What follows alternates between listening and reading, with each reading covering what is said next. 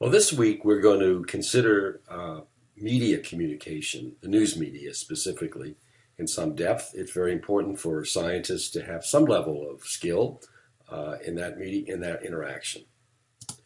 So, in this overview, this introduction, we will consider why in the world you would want to do this. What is your motivation for dealing with the news media? We want to review 3 steps to help a scientist who's going to have that engagement be effective. The so what question that we talked about earlier, the message box that we covered last week, and ideas and thoughts that help support the message. Scientists and journalists are different in many respects in terms of what they do and how they have an outlook on life and what their mission is and job is. So it's important to consider the common perceptions, one to the other, and also the colliding worlds in which they both exist and work. We want to review some rules of engagement that help you be an effective communicator with the news media. And finally, we want to help you, if you haven't done it already, think about entering the Twittersphere as an important method of social media which has affected journalism in a major way. So the one reading that we have this week is Escape from the Ivory Tower. This is a chapter 8 in this book by Nancy Barron. We talked about Nancy before with respect to her framing of the issue through the message box. So we're going to consider the message box a little bit again, but then to talk about how to read her advice of delivering a clear message. Last week we provided the message box workbook for you, so you already had a look at that. So here, presented for the reading this week, is chapter 8 in Nancy Barron's book, Escape from the Ivory Tower. So the first thing you need to think clearly about is why in the world would you do this? Well, you can just be proud of your research and you think it's interesting and you want to tell a story to a broader audience beyond your scientific colleagues, beyond the students you may be teaching, beyond your immediate supervisor, to a broader public. It can be very effective because most people get their information about science not from reading our journal articles or not from hearing us talk, but through the media. You might you want to influence a certain political or media agenda. So as a trusted spokesperson, a scientist can play an important role in advancing that certain agenda. You might be very much motivated to just improving public understanding based upon, and then also in many research funding sources that exist today, the National Science Foundation, for example. In order to get a grant, have a successful grant proposal, you have to have a component that basically talks about broader impacts. And this is how does your research, how are you going to communicate the science to help to have a broader impact on society, either directly applying the research through education or through public communication. You might be, and just not be self-conscious about this, you might be driven by your own ego to advance your own career, advance the reputation you have. All of those are reasonable things to think about, and it help prepare you to think about effective communication with the media. So the first step is the so what question. We talked about this last week with respect to the message box.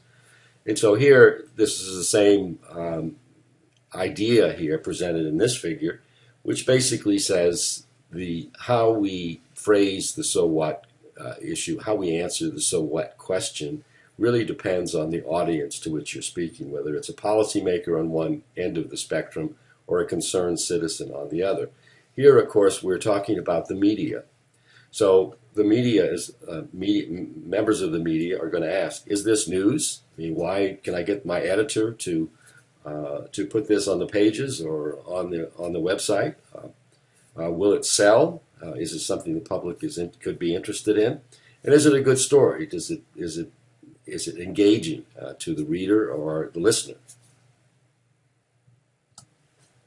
This is the message box, and of course we covered the elements of the message box last week. But here again, just to reorient you, we have the message box filled out for a particular example, a particular issue. And this one happens to be ocean acidification and seafood. Talked about ocean acidification last week. So the basic issue is, of course, ocean acidification, how it affects seafood.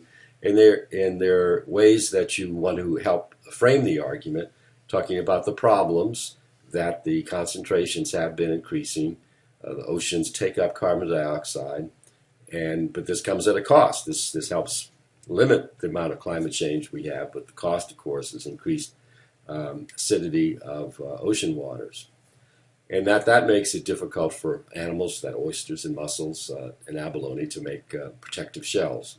That's the simple framing of the problem. So what question, of course, is oysters and shellfish are a big part of the seafood harvest, important to coastal economies.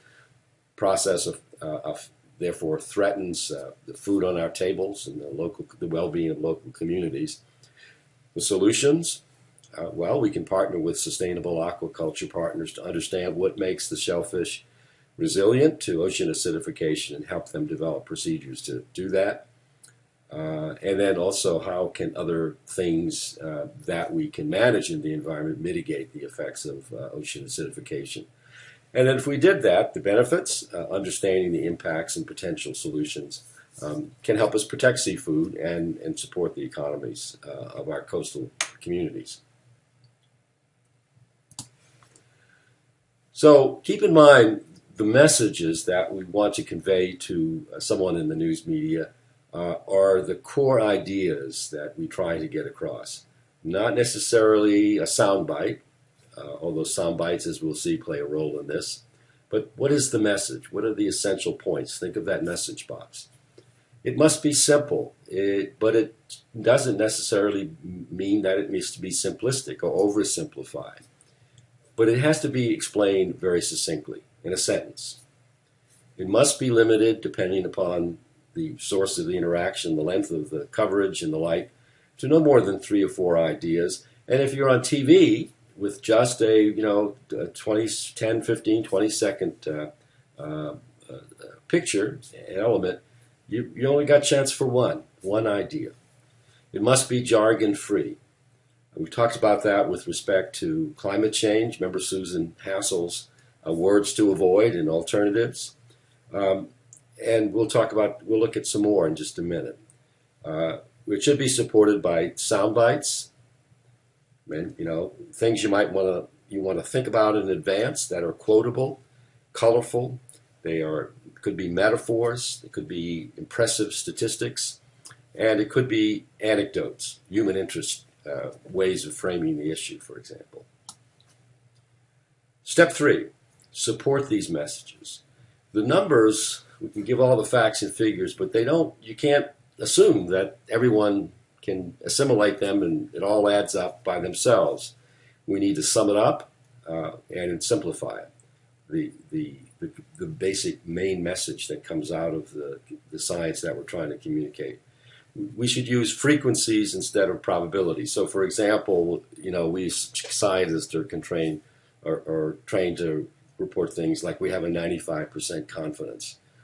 Well, most people don't understand exactly what that means. We could rephrase that and saying there's only a 1 in 20 chance that this isn't the case, something of that sort. Compare and contrast. If you try to describe something, you could contrast it to something else, and the human mind helps. It makes it easier for them to understand what you're trying to communicate. Stress and separate the issues and make clear whether you mean significance in the statistical sense versus magnitude. How big is it? We tend to often confuse those. We know what we're saying in the context we're saying to other scientists, but a member of the news media or the general public doesn't necessarily understand that. Jargon. Here are just a few more examples to those that Susan Hassel raised for climate change. Things like hypoxic, words that we know and talk about, but you could just as easily and more effectively say low in oxygen, for example. I won't go through all of these, but I think you get the point.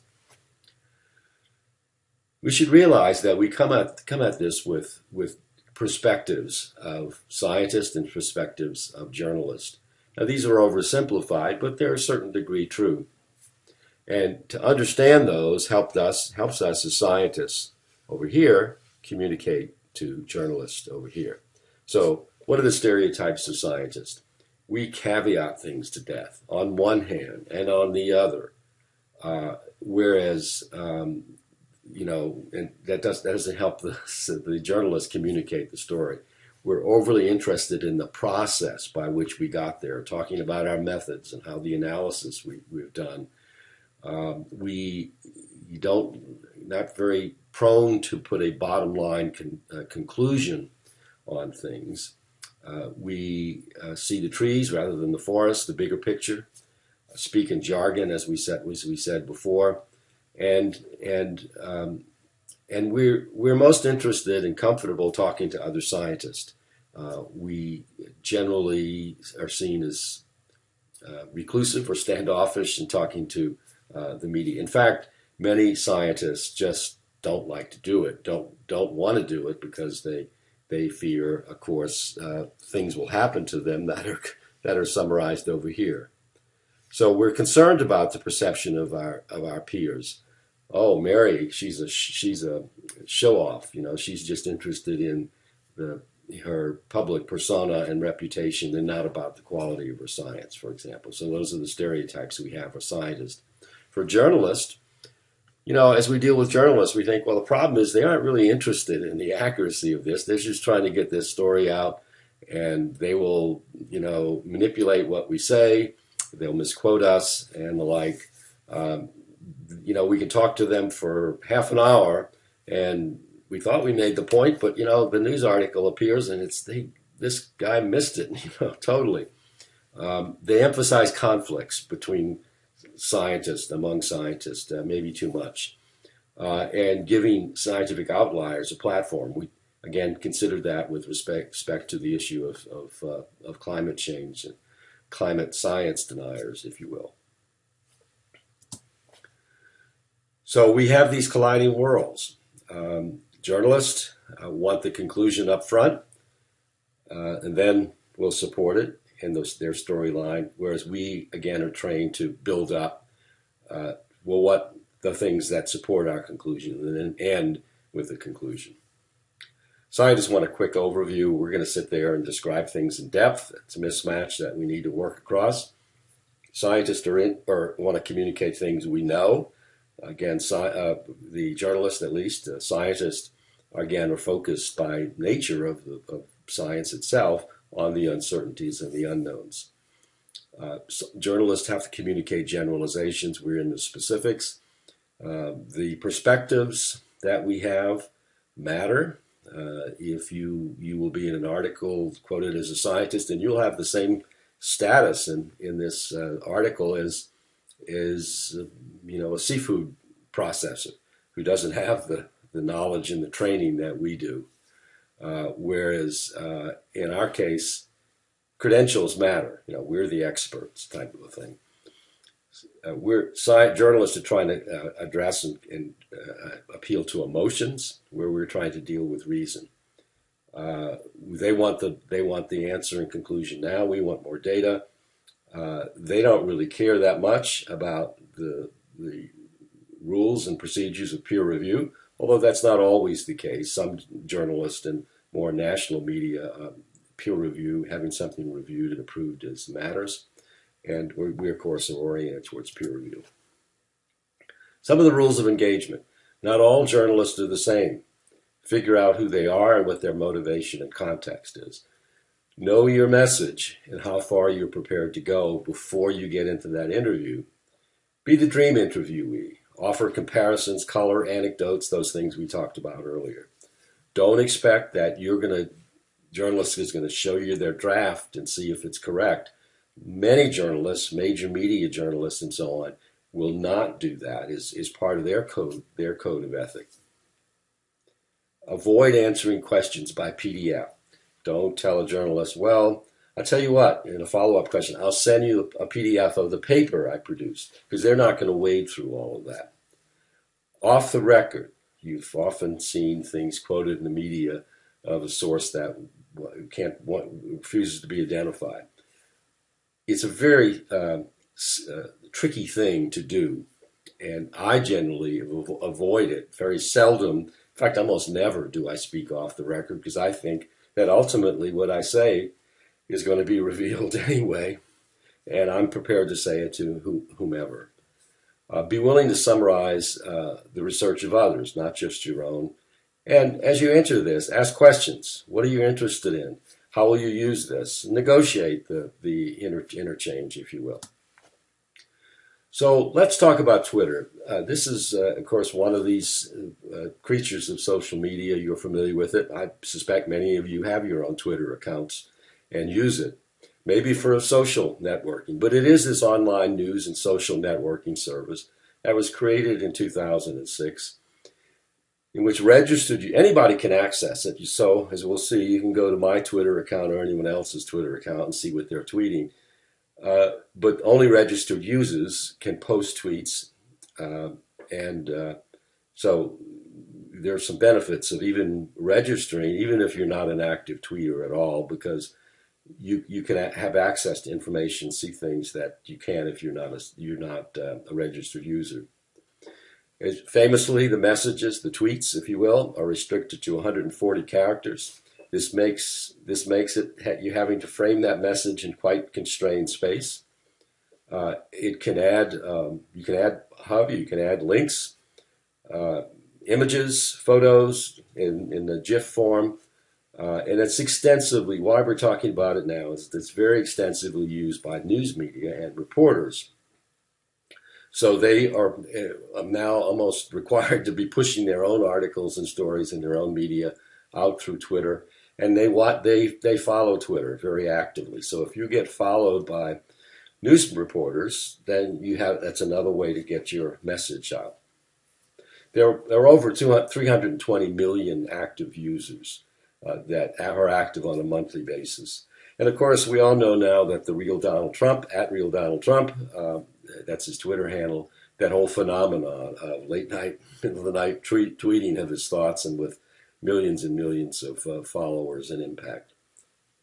Not that to say that you will have that kind of impact or that you want that kind of impact, but I mean, that's the power of the social media. So here is a section of my Twitter page. This is the things that I've been tweeting, which I've been tweeting recently. Just to orient you, it will have a brief profile, and it actually has, in my case, you can put up a website link. Here you see the statistics of how many followers people are actively following me. This will grow and decline depending upon your activity and over time, how many I'm following. And you see I've tweeted here a news article with my own comment on it. I say hashtag Trump cuts to EPA would kill people.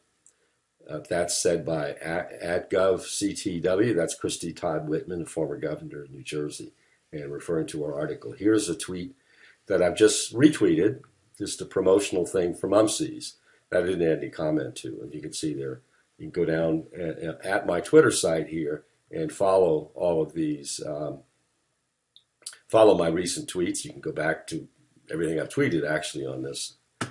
And in this, it'll show you also the activity that's been generated. We'll get to that in a little bit. So you can see over this last 24 hours before I took this screen grab, I had 3,655 impressions. We'll get to what that is in a bit, but that's basically people who have actually looked at it at some level. Here, and another thing you can call up, here's the mentions, how many times it's listed chronologically. You have been mentioned either in a retweet and a like, and your name is mentioned in the tweet, and it lists the people who have done that, the users who have done it, and you can see how you can track what people are paying attention to. Here is the informatics, if you will, that you can pull up on a particular tweet.